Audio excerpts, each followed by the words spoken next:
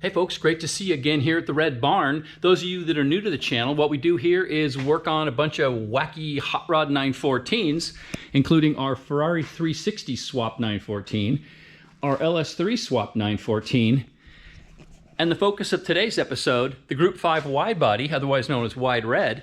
It's currently being worked on at the secret undisclosed shop, so let's take a run over there and see how far we get working on that one. Enjoy.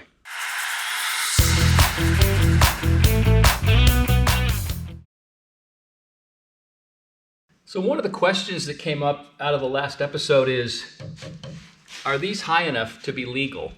And the answer in California is no. If these were your primary headlights, they're supposed to be 22, I think it's 22 and a half inches from the ground. So if you were trying to say, hey, these are my headlights, and you were getting inspected, or if you did something stupid and a cop wanted to give you a hard time, this might be a non-starter. And so one of the things we're talking to the owner about, this may or may not happen, is this is the headlight cover, stock 914 headlight cover, and wouldn't you know it, it fits right in this fender. When I say fits, what would be possible is to make a headlight bucket and just transport. This does not have the headlight bucket in it. You'll see when we start working under the hood. But we could transport most of the 914 headlight mechanism out here, and then these would be standard pop-up lights, which are absolutely legal because that's where they were on the 914. On the 914, as you all know, they sat inside the fender. But how cool would that be? I mean, it's very 914-y, and this thing is wide enough that it could accommodate the stock headlight bucket. So that's kind of cool. Time to start working on the front end. So all that bodywork's got to come off. So let's get going on that.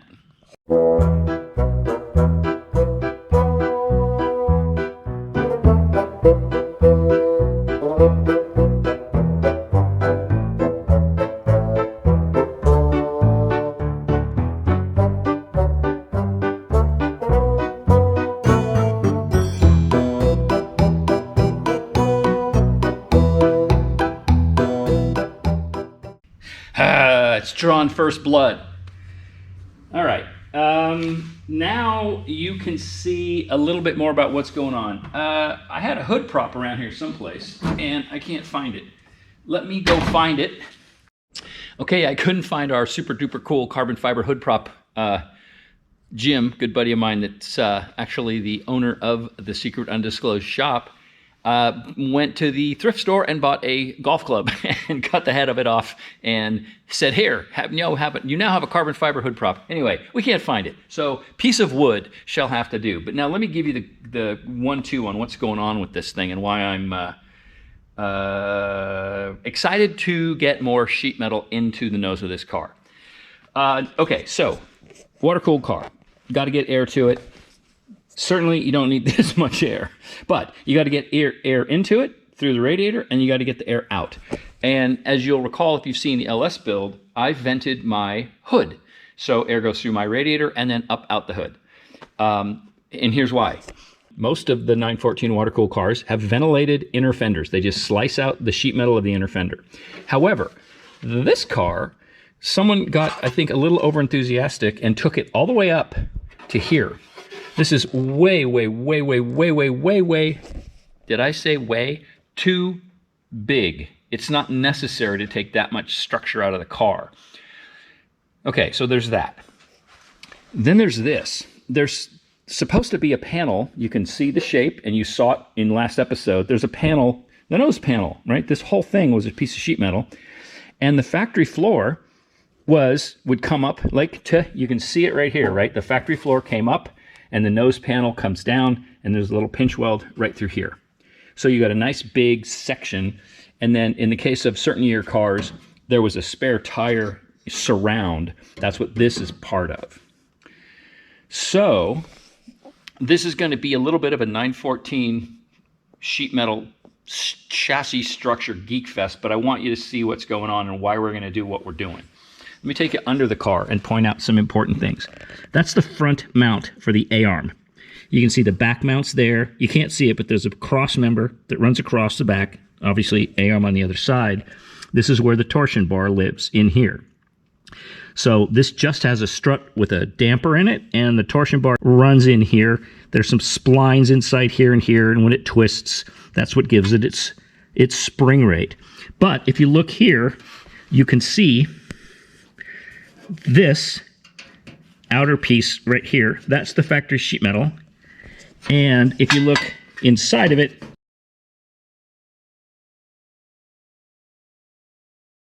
you can see that the whole floor of the trunk, all the way back to the cross member, has been cut out of the car. And it's held in with, what is it held in with? This is a piece of little teeny thin aluminum.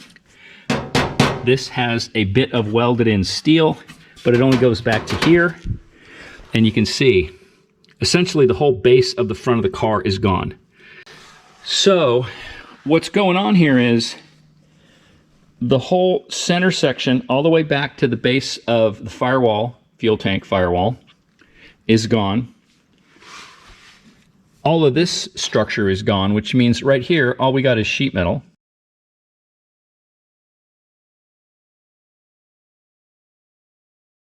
And so what's really holding the front of the A-arm on is this box section of the chassis right here. And it comes up to here. Another element that, you saw me mention these in the last episode, where I said these are elements of the front structure. Again, the front A-arm mount is mounted right here, and you can see this panel has been cut. This big box section here is gone, right? It's been compromised. So that's what this piece is. Kind of hard to sneak it in there, but you'll see this goes essentially there. The floor pan comes up and tucks into this one, this surface. The nose panel comes down, and this all gets, you can see there's a bunch of structure here that's important to the front A-arm mount that simply isn't there right now. So, yeah, that's another, I just wanted to clarify that piece and why we are going to replace it, because it's been compromised here. Oh, okay, and if somebody says, well, what about this big old honking brace? Okay, yeah, there's a big tubular structure, but it's bolted to sheet metal out here, both sides, and it's bolted down in here to sheet metal. And so there's not a lot stopping the front of this car going like this. And with these tires, I'm thinking that that's not a great setup. So you're going to see that the floor pan is going to replace everything under here. The nose panel is going to replace everything under here.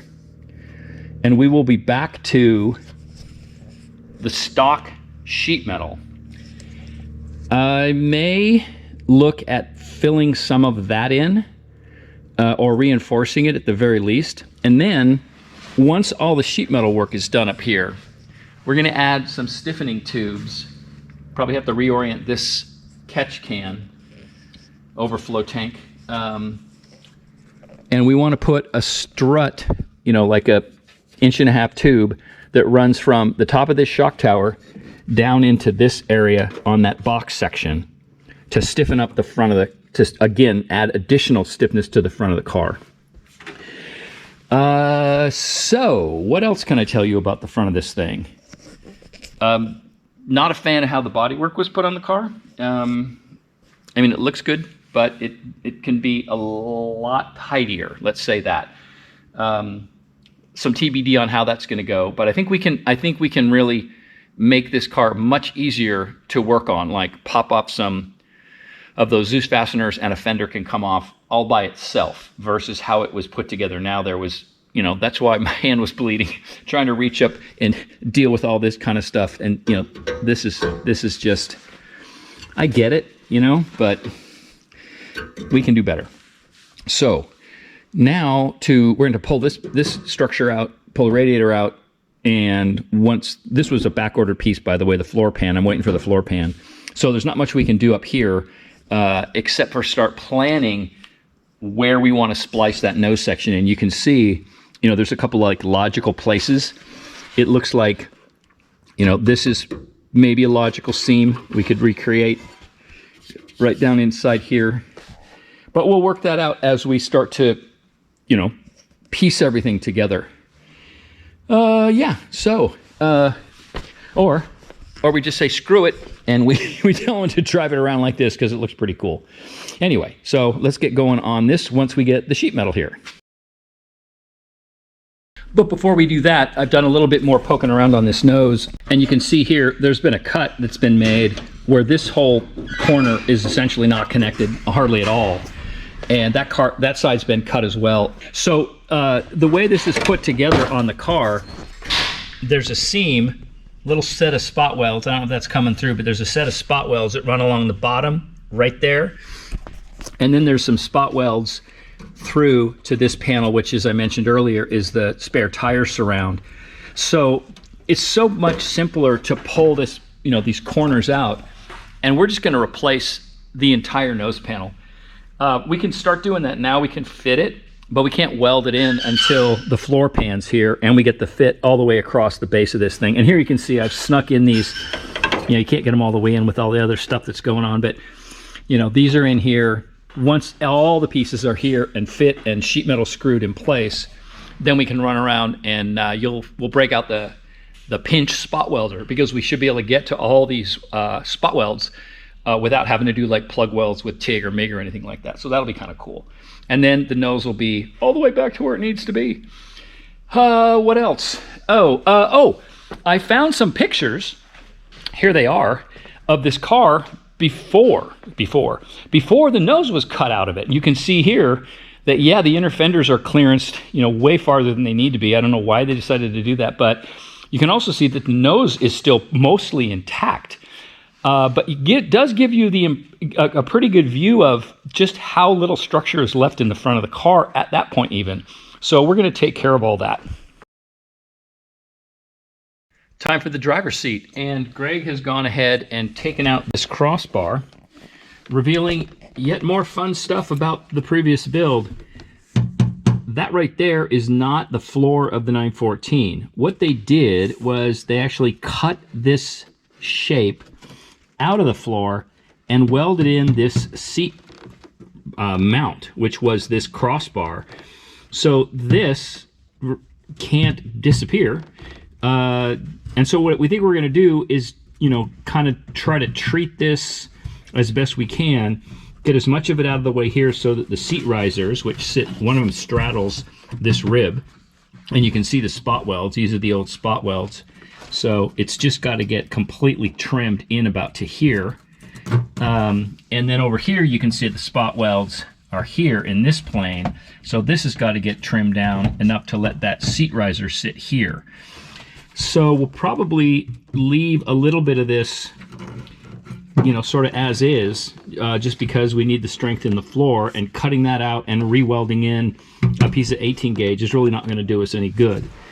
And again, when this was removed, I think somebody got a little bit over aggressive, and they didn't, I don't know, it almost looks like they just, you know, did one of these to fatigue it out of there. And so that's a little damage. We might not have to do anything because the other piece welds in here. So that's a little bit of a TBD. And back to the driver's seat. Greg has been hard at work. He's back. There he is. He's waving. He seems to be very quiet. I'm working with him to start getting him to start participating in saying things. I freeze up when the camera's on me. Everybody does in the beginning. You get used. Yeah, you get used to it. We'll work with him on that. But anyway, you can see what I mentioned earlier. This part's been knocked down, and now you get a really clear look at the factory spot welds where the seat riser goes. So this thing, we got a little bit flatter here, so we don't, you know, we get the right angle this way. And then clearance here, this is the plane right about there where that one sits. So he's going to knock that stuff out, and then I get to come back and prep all this stuff, and I'll go ahead and take care of getting this seat in here. Oh, also, my buddy Bob had a leftover floor support cross member. This is the driver's side half of the part. Again, another restoration design piece. And I was thinking, oh, we could just slice out part of that and fill in the gap over there and slice out part of it and do this. But it looks like it might be just as easy to bend up a 90 and another radius to better match this, even though it's under the seat. Greg's a bit anal retentive in a good way about making sure it's as good as it can be. So we're just going to remake this and remake that, and we'll get those put in. So I get a text from Greg this morning, and he sends me a bunch of pictures, and what it's pictures of is the floor repair.